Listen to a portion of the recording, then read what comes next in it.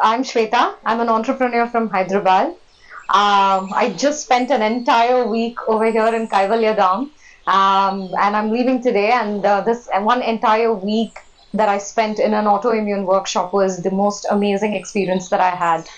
Actually, I landed in Kaivalyadham by mistake. I think that mistake was, it just proved to be the best decision of my life, I think. And I've had the most amazing 1 week experience doing this autoimmune workshop.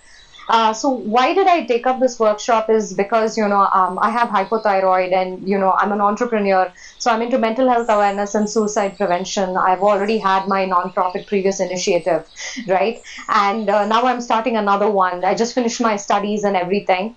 It was extremely stressful, figuring out everything by myself and then, running a team and getting everything together. It was just exhausting. And I think that exhaustion started showing up in my body. I'm usually very disciplined, but it's very difficult for one person to figure out everything, right? And I think when you caught up in the fast-paced world and you're just going on the go and without really taking a break. And I realized that I was more in a doing mode than a being mode. And I think this 1 week was for me to kind of reflect on it both mentally, emotionally, physically, and spiritually as well. Couldn't have asked for a better course, which was the autoimmune workshop. So it was like a detox. What is the thing that you need to let go, but also what are the healthy things that you need to invite in?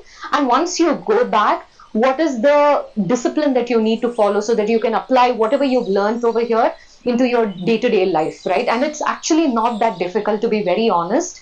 And I think this was a very good simplified way of putting everything together, and then how do you kind of take it forward in your life and just make it part of your life. What are the things that you can which can help you ground, which can help you discipline yourself, right? There is this beautiful quote that I read, that discipline your lower self, surrender to your higher self, and then just flow in between. I think that pretty much summed up this whole thing for me.